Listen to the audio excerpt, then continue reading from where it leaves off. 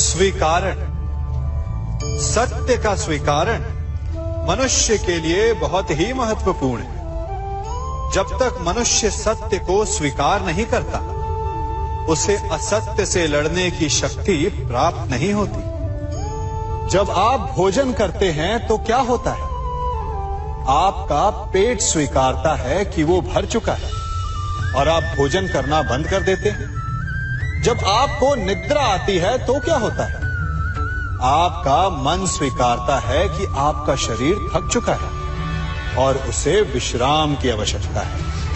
उसी प्रकार जब आपको किसी व्यसन को रोकना हो तो आपको स्वीकारना पड़ता है कि बहुत हो चुका, चाहे वो लालच हो या मदिरापान।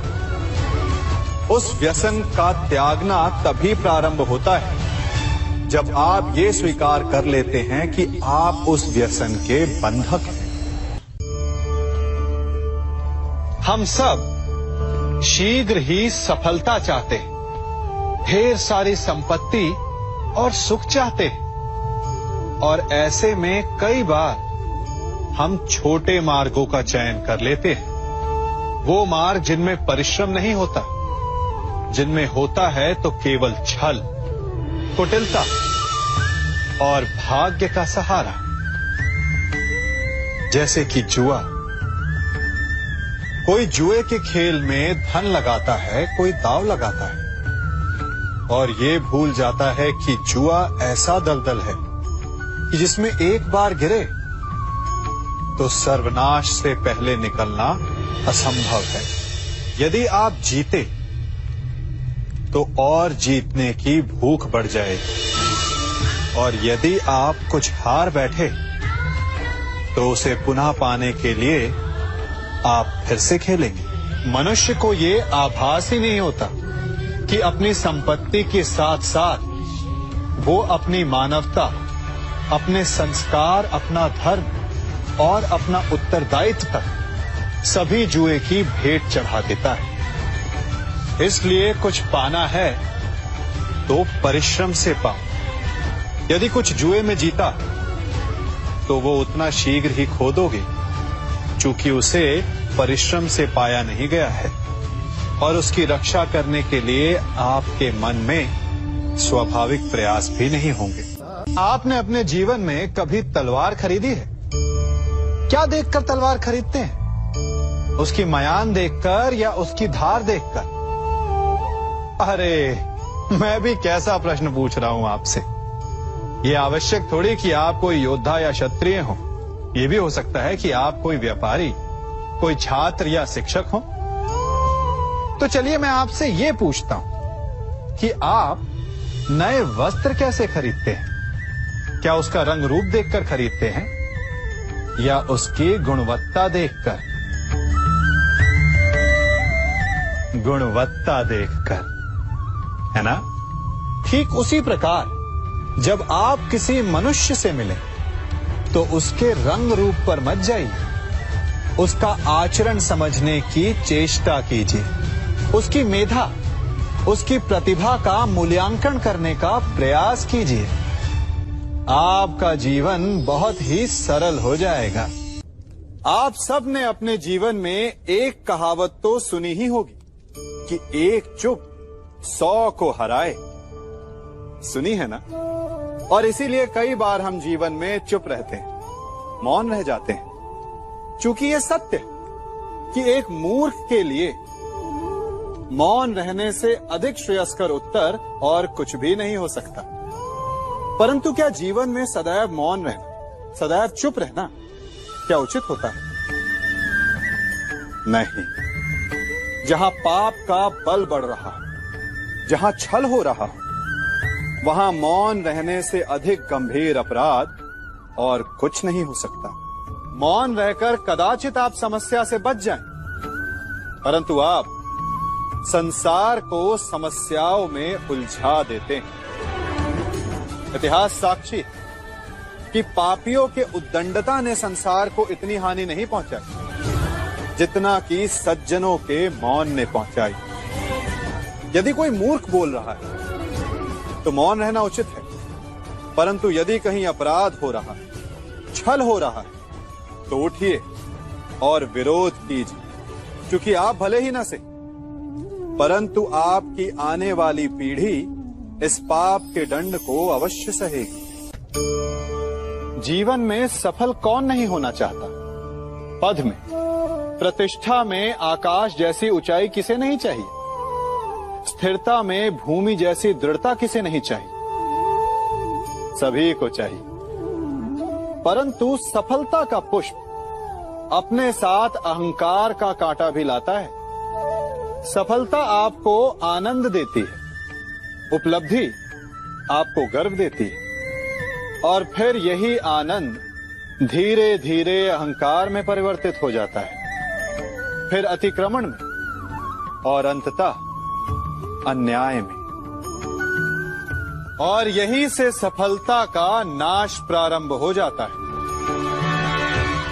यदि आप चाहते हैं कि आपकी सफलता लोगों की दृष्टि में सम्मान बनकर रहे, लोगों के मन में शूल बनकर नहीं, तो ये आप वृक्ष से सीखिए। फलों से लदने के पश्चात वो झुक जाता है, उसी प्रकार सफलता मिलने पर विनम्रता अधिक आवश्यक है। और जीवन में अधिक सफलता पाने के लिए या पाने पर और अधिक विनम्र हो जाना चाहिए। संसार का सबसे बड़ा पाप क्या है? असत्य बोलना, हत्या कर देना, चोरी करना या किसी का अपमान करना। संसार का सबसे बड़ा पाप है किसी निर्बल को सताना, और संसार का सबसे बड़ा दंड भी उस निर्बल के मुख से निकली हाय है। आप देख रहे हैं मैं क्या कर रहा हूं? मैं लौह पिघला रहा हूं, और ये लौह पिघलता है इस चमड़ी की बनी धोनकी से निकली हवा से। तनिक सोचिए, एक मृत पशु की खाल से बनी धोनकी इतने कठोर लोहे को भस्म कर सकती। ठीक उसी प्रकार आप चाहे जितने भी शक्तिशाली क्यों ना हो, यदि आपने किसी निर्दोष, किसी निर्बल को सताया, तो उसके मन से निकली हाय और उसका श्राप आपके जीवन को भस्म कर सकता है। मनुष्य भी बड़ा विचित्र प्राणी है। अपनों से नीचे के स्तर के लोगों को वो हे दृष्टि से देखता है, उनका उपहास उड़ाता है, उनसे बार बार कहता है कि तुम्हारा कुछ नहीं हो सकता, तुम भविष्य में कुछ नहीं कर पाओगे। जब मनुष्य के पास धन, संपत्ति, मान होता है तो वो दूसरों का आदर नहीं करता, परंतु वो एक बात भूल जाता है कि उससे भी अधिक शक्तिशाली कोई अस्तित्व में है, और वो है समय, काल। काल अपना चक्र कब बदलेगा ये कोई नहीं जानता। समय अपनी करवट कब लेगा ये कोई नहीं जानता।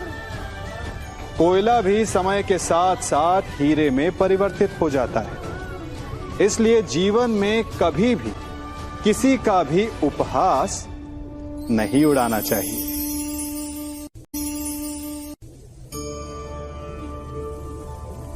कभी सोचा है हमारा जीवन भी उस रेत की घड़ी की भांति है? जो रेत नीचे गिर चुकी है वो हमारा अतीत है, जो अब भी ऊपर है वो हमारा आने वाला भविष्य है, और वर्तमान ये संकुचित स्थल है जहां से धीरे धीरे करके रेत गिर रही है। अर्थात हमारे पास जीने के लिए यही एक क्षण है। उसका उपयोग कैसे करना है ये हम पर निर्भर करता है। जो बीत गया उसका दुख मनाना है, या जो भविष्य में होने वाला है उसकी प्रतीक्षा में क्रोध करना है। सब कुछ करने के लिए यही एक क्षण है। प्रसन्न रहना है तो उसके लिए भी यही एक पल है। प्रतीक्षा करते रहोगे तो ये पल भी भूतकाल में बदल जाएगा। इसलिए आनंद के लिए, परोपकार के लिए प्रतीक्षा ना कीजिए। आपके पास जो पल है उनका भरपूर सदुपयोग कीजिए, क्योंकि इस घड़ी को पलटकर आप फिर से समय अवश्य गिन सकते हैं, परंतु अपना बीता हुआ समय आप वापस नहीं लौटा पाएंगे। हम सब अपनों की, अपने मित्रों की, परायों की सहायता करते हैं, परंतु हम सब के मन में एक व्यथा रह जाती है कि वो हमारा उपकार भूल गया, कि उसने हमें सम्मान नहीं दिया, कि समय पड़ने पर उसने हमारी सहायता नहीं की। होता है ना ऐसा? अब प्रश्न ये उठता है कि क्या हमें उपकार भुला देना चाहिए या नहीं? और उत्तर भी दो हैं, हां भी और ना भी।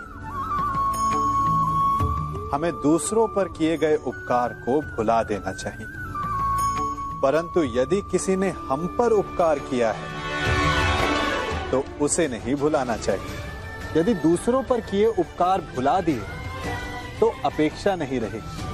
अपेक्षा नहीं रहेगी तो वो टूटेगी नहीं, मन कुंठित नहीं होगा, और स्वयं पर किए गए उपकार को स्मरण रखा तो उसे चुकाने के लिए सदा तत्पर रहेंगे, उपकार करने वाले के कृतज्ञ रहेंगे, तब भी मन प्रसन्न रहेगा।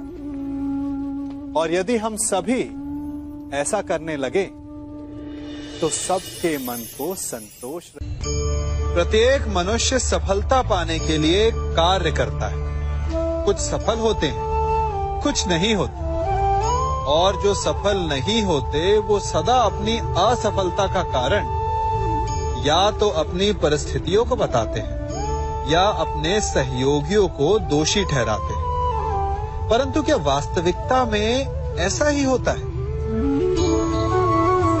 क्या कोई परिस्थिति या कोई व्यक्ति किसी की असफलता का कारण बन सकते हैं? उत्तर हां भी है और ना भी। कैसे?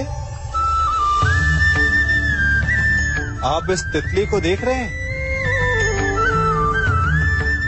आपने एक मक्खी को भी देखा होगा। प्रकृति ने दोनों को समान गुण दिए हैं रस पान करने का।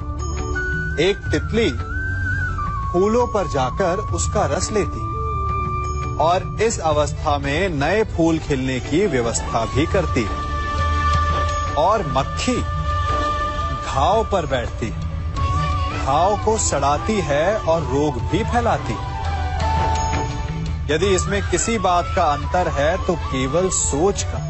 यदि आप उचित मार्ग चुनेंगे तो आपको सफलता मिलेगी, आप में उत्साह बढ़ेगा, और यदि आप अनुचित मार्ग चुनेंगे तो आपको असफलता मिलेगी, निराशा मिलेगी। अब उचित मार्ग चुनना है या अनुचित मार्ग, ये निर्णय तो आप पर निर्भर करता है।